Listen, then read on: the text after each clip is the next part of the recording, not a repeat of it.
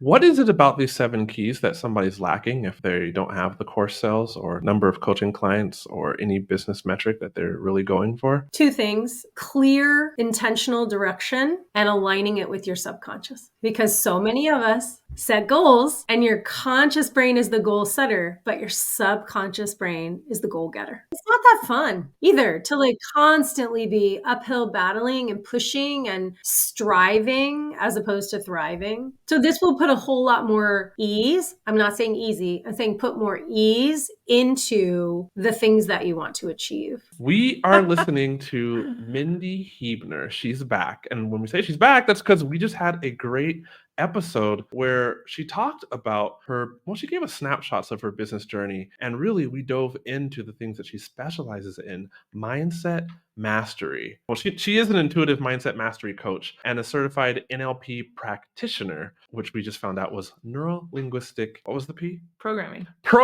Neuro-linguistic programming. And she's also a clinical hypnotherapist. Mindy serves high-achieving women. She knows that rewiring your brain is the key to creating a soul-aligned business and extraordinary life. And actually, her number one mission is helping high-achieving women, like I touched on before, to release the limiting beliefs that keep them in the sneaky cycle of self-sabotage so they can embody their favorite versions of themselves. And I enjoyed hanging out with you, Mindy, before because you taught me so much. I was taking notes as I was trying to keep engaged in the conversation, but also simultaneously trying not to let some of these really good new pieces of information just float through my mind. I needed to capture them in my Google Doc. Something that I really took from the last episode was that I am blank. And then you said, Mindy, think about what we put after those 2 words, because we always our subconscious works to fulfill that. Prove it. Prove it. That's really powerful. And then you said, Jamie, no matter what we think, we're always right. So, Mindy, thank you for being back again to teach us and have a discussion with us on the 7 keys. It was called the 7 keys to success, but it's the 7 keys to getting all the course sales you want, which is success for many of our listeners. Yes, knowing that these keys can be applied to any outcome that you want to create. I call them 24-karat outcomes because we're in our 24-karat era and loving 24-karat success. So these 7 keys you can apply to anything. I have an incomplete song playing in my head about 24-karat diamonds everywhere. Is that what it is? Bruno Mars? Maybe. 24-karat magic. That one. Yeah, that one. Quit singing before we get copyrighted. Sorry. You're too good. You're going to think that we played that song in the background, Jamie. Everyone else was going to start singing it, right? If you're listening right now, I'm sure you were there with me. Please leave a comment on the YouTube video if you started singing this too. Okay, now for real, let's jump into this. 7 keys, Mindy? You're for real. 7 keys that you can apply to any outcome that you want. Yes. And here's the beauty. So I'll tell you all the keys and then we'll go dive into each key separately. What happens with the keys is you'll start using them subconsciously. It's like learning a song. You read the words at first, you need to look down, check your notes all the time, and pretty soon you're just automatically using the keys to yourself with whatever it is that you're choosing to achieve. So the first really important piece. I have to stop here. What is it about these 7 keys that somebody's lacking if they don't have the course sales or number of coaching clients or any business metric that they're really going for? 2 things: clear, intentional direction, crystal clear, and aligning it with your subconscious. Aligning it with my subconscious? Yes, because so many of us set goals and your conscious brain is the goal setter, but your subconscious brain is the goal getter. Subconscious mind. Yeah. So are we aligning them with our subconscious or aligning our subconscious with the goals? We're aligning our conscious and subconscious. We are aligning the 2 minds so that we're not just trying to 5% muscle. We're now, right? Think Ant and Elephant, which is a book about your conscious and subconscious. So Ant is the 5%. We're trying to tell the elephant, 5% is trying to tell the 95% what to do. It just doesn't work that way. I mean, you can muscle. We've talked about that. You can muscle. It's not sustainable. It's not that fun either to like constantly be uphill battling and pushing and striving as opposed to thriving. So this will put a whole lot more ease. I'm not saying easy. I'm saying put more ease into the things that you want to achieve. Okay. Less struggle for what I want to achieve. Mm-hmm. I'm in. I've bought in. Can you say that one more time? Your conscious is the go. Is the goal setter. Yeah, yep, and your subconscious is the goal getter. I like that. And it has a little rhyme. That's nice. So let's quick run down the 7 keys. So the first key is know what you want. The second key is take aligned action. The third key is check the data. So many of us don't like the third key. We skip over it, which is part of the problem. The fourth key is being willing to change. The fifth key is excellence. And there's a way deeper definition of that. The sixth key is gratitude. And the seventh key is alignment. So those are the 7 keys. Let's start with number 1, know what you want. Know what you want so clearly, you can dive into a swimming pool of it. You can see it, you can hear it, you can taste it, you can smell it. Here we are, locking in our subconscious immediately from the get-go. So when we're thinking about what we want, this is the perfect time to ask why. Why do I want to sell as many courses as I want to? Let's put a number on that. Like, do I want to sell 5 a day? How many? 3 a day. Okay. So what do I want? I want to sell 3 courses a day. Why? Why do I want to sell 3 courses a day? When my kids ask why, I just tell them because I said so. Okay, well, this is when we're asking why in the direction of our dreams, schemes, goals, plans, purposes, desires, this is an excellent question to ask. We want to get 7 whys deep at this know what we want. So why do I want to sell 3 courses a day? Well, because 3 courses a day would tell me it's on autopilot, like there's some ease in that. Well, why is it important to have the ease of 3 courses a day and having it on autopilot? Well, then I can go and create some other things while this is bringing in some passive income. Well, why is that important? Mindy, I feel like you should just ask Jamie why, because I can just put the co-host on the spot right there. Let's see what happens when we get to like 6 whys deep. All right, go. Oh, am I supposed to be answering this? Yeah, you're the hot seat. I want to see this in action. Like, for real, Why? seriously. Okay. And because secretly, like, Jamie's the person that actually gets a lot of the stuff done in the business, so this will be good. So are you wanting to sell 3 courses a day, Jamie? Is that a...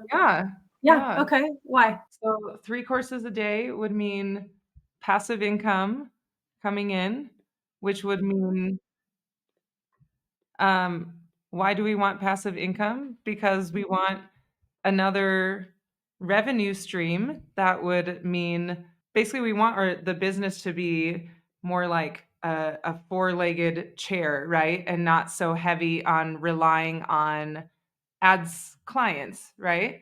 Although we're happy to serve our ads clients, but we want to have other revenue streams, right? So having that passive income as a very stable leg in our chair of our business would be awesome. So the next why? Yeah. Why do you want to create that stable leg and not be heavy on the ads? Why? Because it takes away stress. It takes away the, I don't know, just a lot of the time that goes into serving clients. Yeah. And why is more time and less stress important? Why is more time and less stress important?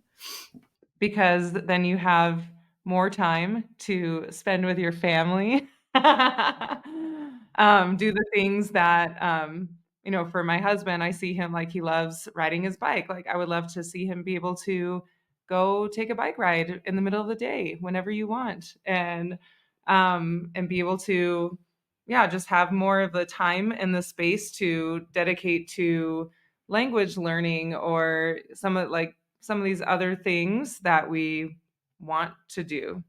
Mm-hmm.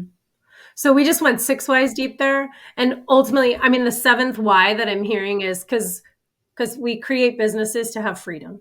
We create businesses to have location freedom, to have time freedom, to have financial freedom. Like most of us, this is why we create a business ultimately, is to experience this freedom. So you just went 7 whys deep for all intents and purposes, right? Notice that selling 3 courses, when we got to the crux of it, was all about like living the life that you want.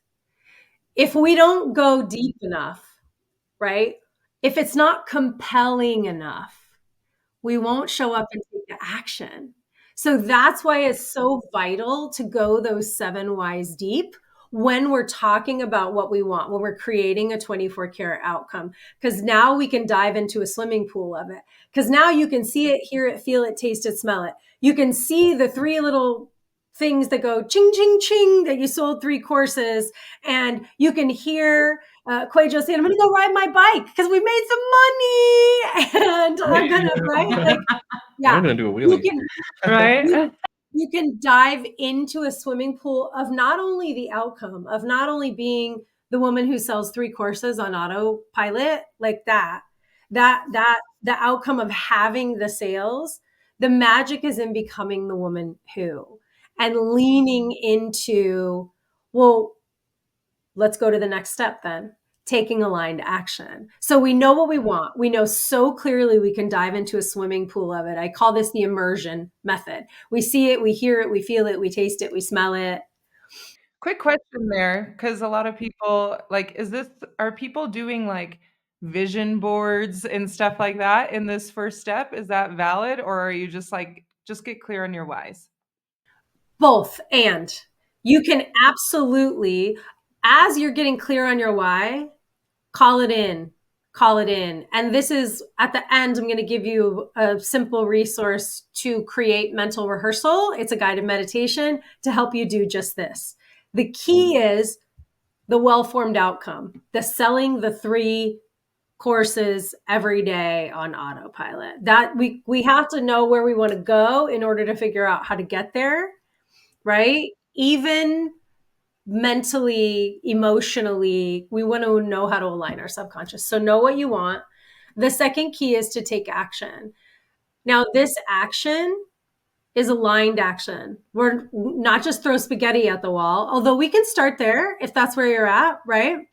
It's taking aligned action, because there's more ease in taking aligned action than just taking constant action in every direction. And so know what you want, take action, and then check the data. This is the one that people don't like. Yes. Here's why. Because the data, we make data mean something about us as a human and about our value and our worth. When the data actually says, this was a good idea, this could be a better idea, this idea deserves a pivot, right? Or this was a good plan, we could turn left now, or let's create a new map to what we want to get to. The data never says you're a garbage human. Like, it never says that, and yet that's what we make it mean. We make it mean something about us. Failure, the data not reflecting that we've hit a home run, we make that mean that we're a failure. We take it in internally, as opposed to the plan failed, the steps failed, the marketing maybe failed, the this failed, the that failed. So know what you want, take action, check the data. Now, this 4th key is vital to that, to all of those. It's essential. Be willing to change. If you say you know what you want and you take action, or you think you're taking action, and you get to the check the data and the data says you didn't do anything, you didn't take any action, go back to knowing what you want, because maybe you didn't go deep enough. Maybe you set somebody else's outcome for yourself. So then once you check the data, when you get to key number 4, being willing to change, are you willing to change a belief? Are you willing to change a circumstance? Are you willing to change a relationship? And this isn't necessarily a relationship with another human, although it could be. This could be our relationship with time, our relationship with money, our relationship with achievement, our relationship with productivity, like so many things, which we know from the last episode, relationship is mindset. Like, what are we believing about it? Right?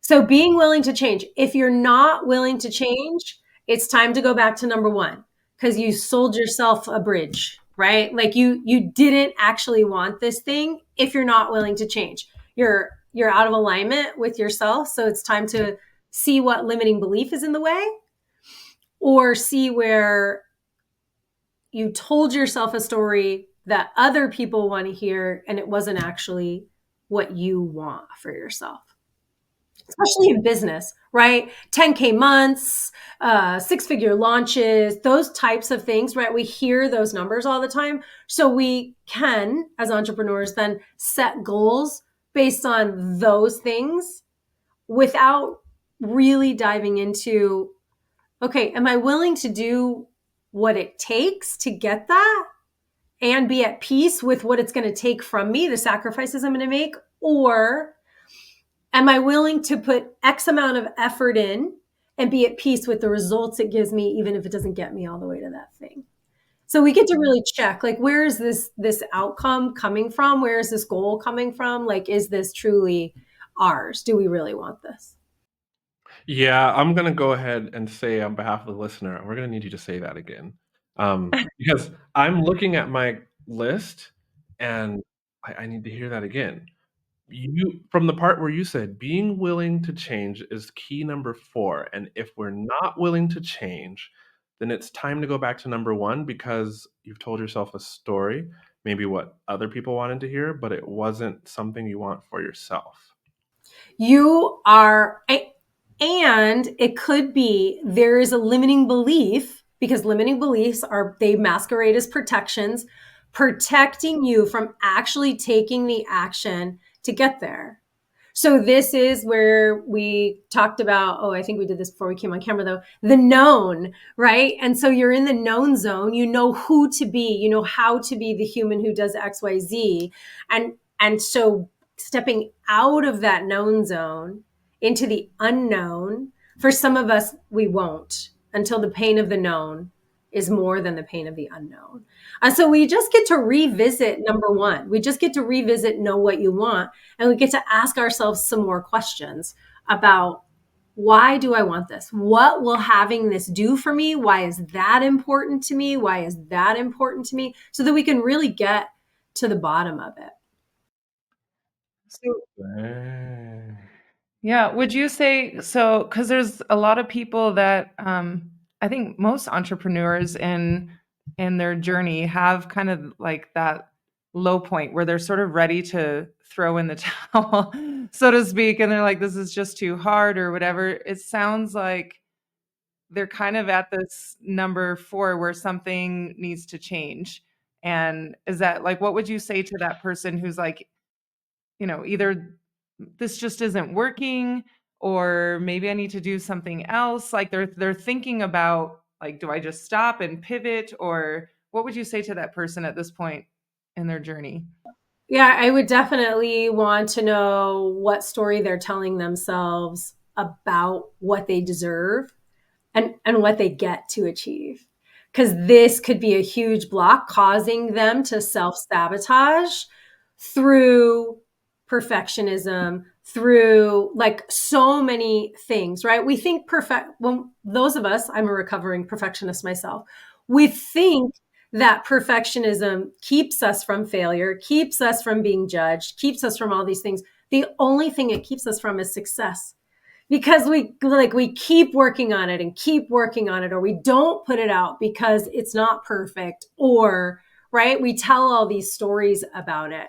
And neuroplasticity is the brain's ability to adapt and change. The neurons that fire together wire together. This is Habian. And so we get to tell a new story and practice showing up in the new story.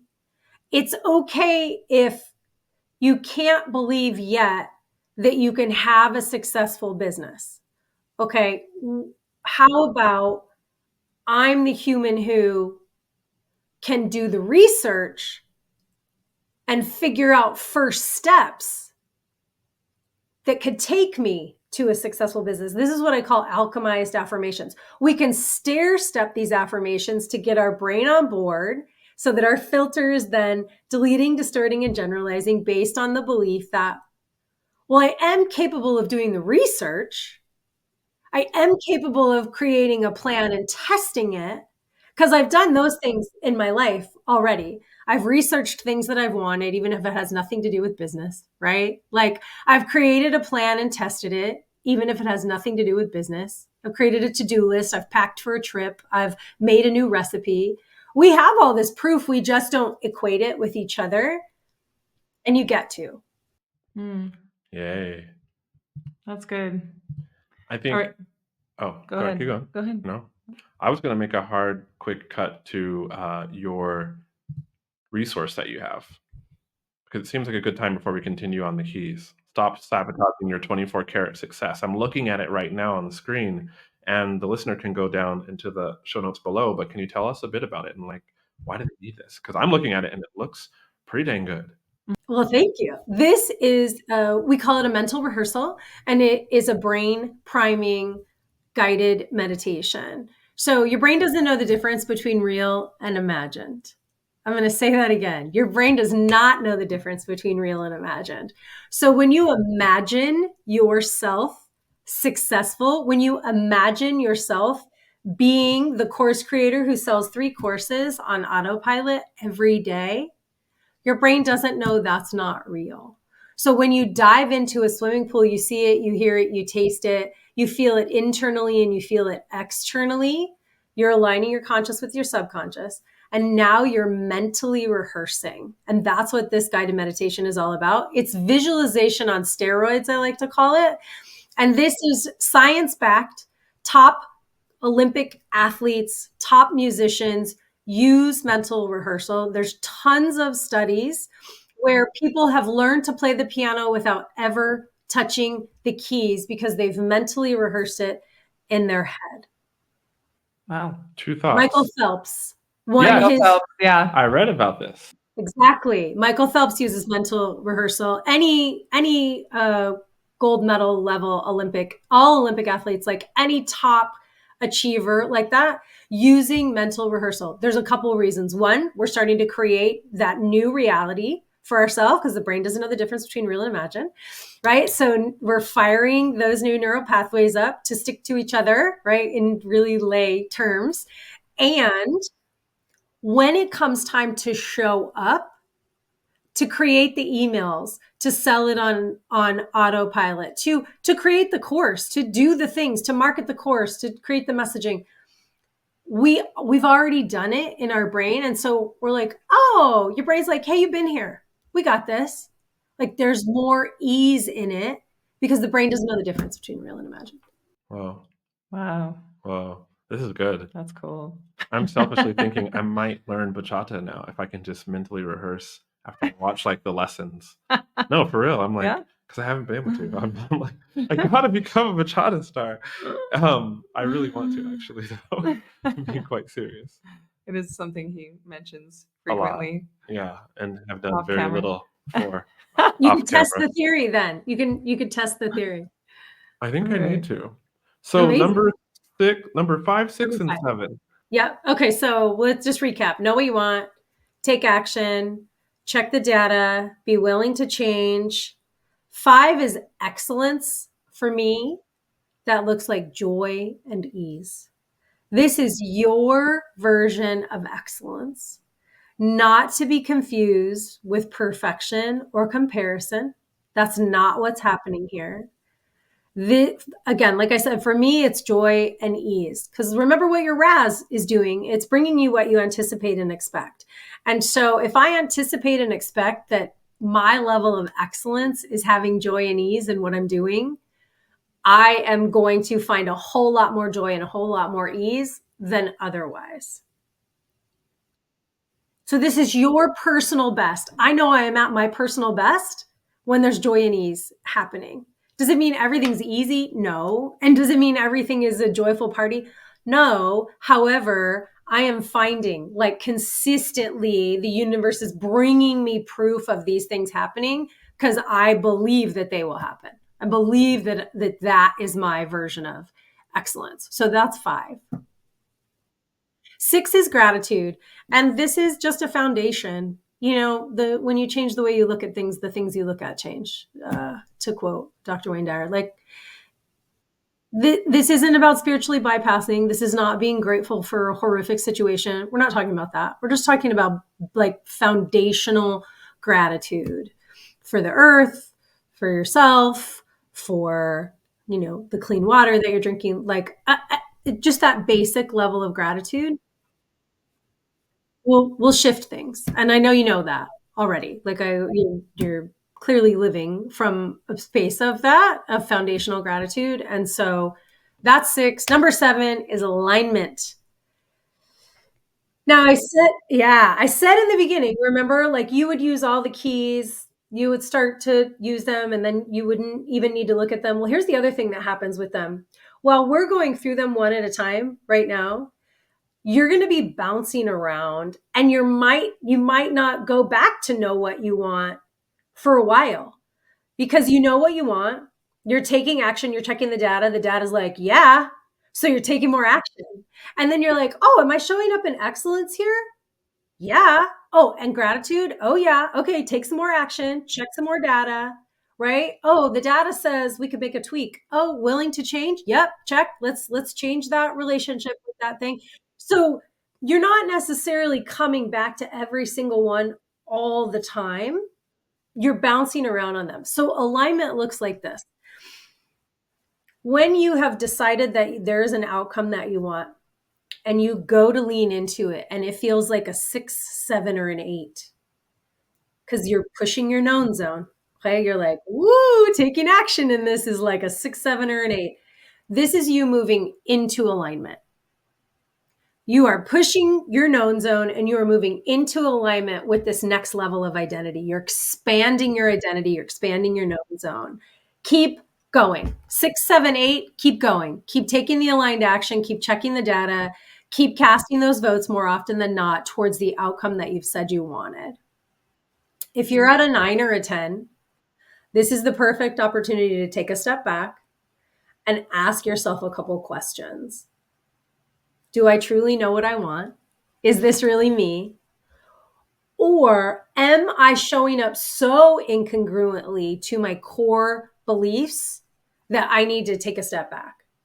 So let's say Know What You Want is selling the 3 courses on autopilot, right? And you've been taking action that's like super, not even out of your comfort zone, just out of your core value, like something you would never do, Jamie, right? Like sleazy, persuasive marketing and gross scarcity tactics and just like all the awful marketing things that we hate. And so you get down to alignment and you're like, ugh, you're just completely dysregulated. Because you're at a 9 or a 10, you get to check in and go, oh, okay, well, I do really want this thing, but the action I'm taking is completely out of alignment with who I am as a human. So do I want to change my core values or do I want to change the action that I'm taking? That's a great test because most times we're 6, 7, 8. Now, if it's lower than that, we're not even having this conversation. You're right. You're in alignment already. Like I love the push, because then you're moving into alignment with that next level version of yourself. You know that the goal you set is a stretch enough for you that you're going to experience that growth. You're not going to be who you were, because being that version of you won't get you to where you want to go. It requires this evolvement of you. Okay, 1 is in alignment. 10 is out. Oh, yeah, 1 is easy. 1 is, I don't even know if you're actually doing anything against you're just showing up for what you already know how to do. 7, 8, 9 is when you have set an outcome that you are stepping into, that you are creating new neural pathways, you're expanding your identity to have this next level of whatever it is that you want. Like 1 through 6 is it's easy. You you went from working out 4 days a week to 5, and like there was no, it's in your identity to be someone who works out. So it wasn't, you pretended like this was a big deal, right? You were like, oh, I'm going to add one more day. But it's so ingrained in you that it wasn't even like, there wasn't even any resistance. Because this is resistance. When you get to the alignment section, when you're feeling resistance about this thing that you've said you want, that's why we want to check. Is it a 6, 7, or 8? That resistance is telling you you're moving into alignment. If it's a 9 or a 10, that resistance is asking you to check in with yourself about who you're being and how you're showing up. Gotcha. All right. I think I missed the resistance part at first, so I wasn't tracking. For alignment, there's a resistance scale of 1 to 10, 10 being a lot of resistance. 7 through 9 is kind of the sweet spot where we're stepping into an outcome. 6, 7, 8, like 6, 7, 8 is the sweet spot, right? Like here. 9 is questionable. 9 and 10 levels of resistance. Like, you. And so you decide, are you telling yourself a story? Is it really a 9 or a 10? Are you pushing against your known zone so much and it's making you extremely uncomfortable, like that rubber band?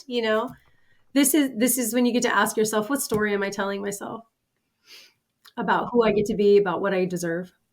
And or am I going against my core values? Because that can happen to us as entrepreneurs. We can get really caught up in the shiny thing and start taking action that we don't actually want to take, because it's not that it's hard, it's that we don't believe in it, it's against us. And again, here we are muscling. We'll do it for a little bit. It's not sustainable. I would love to share a converse view with that. So I have a client, 7-figure earner. Before she hit 7 figures, she was stopping herself because she had decided that hitting 7 figures, being a 7-figure earner, meant she had to be like the other 7-figure earners and do the things that they did. She didn't want that. That was out of alignment with who she was. So instead of going, oh, well, then I could just I can be me and be a 7-figure earner, there was a limiting belief in there that in order to hit 7 figures, you had to do it exactly that way. That's not true. You don't have to give up your time. You don't have to give up, the things that she didn't want to give up, kind of thing. The moment we made that switch for her, we rewired that, boom, 7 figures. I'm going to insert another book that I'm reading right now called We Should All Be Millionaires by Rachel Rogers. Yes. Rogers. Yeah. Have you read that one? I have. Yeah. Yes. Very good. And I think for your listeners and your audience as well would like that book, because she's great. Yeah, she's excellent. Mm-hmm. I've seen her speak, not live, but I've seen her speak as well. So good. I feel like I'm processing a I lot have a right lot now. to process. I know. I'm like My thinking, brain feels full. my brain's pushing back a bit, honestly. I'm like, make some new. okay. So what's the next step for the listener that's kind of processing this too? Like, where can they find out more about you and hear more from you?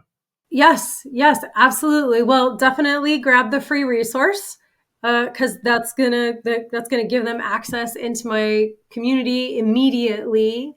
And I'm on Instagram. I'm all over the socials, but Instagram is the place where I love to chat it up in the DMs and do all that fun kind of stuff. That's where I like to hang out. And I would really, as you're processing, I'll talk directly to the listener. As you're processing, ask yourself, like, who am I being? Who do I want to be? This is a beautiful litmus test all the time. And not with shame or guilt or judgment, with curiosity. Who am I being? Who do I want to be? Am I being the person who sells 3 courses on autopilot every single day? If the answer is no, that's okay. There's no shame or guilt in that. It's okay. What's stopping me from being that person? And am I ready to be that person right now? Or do I need a nap or a Snickers or some encouragement, and then I'll be that person. And then I'll think about taking more steps in the direction of being that person, because I'll feel, more regulated or whatever that is. Like it's a long game. It's a long game. This is the work that you never get done. I'm sorry to tell everyone. I'm not sorry. Sorry, not sorry. This is the beautiful hard work of evolving and consistently stepping into being the human who.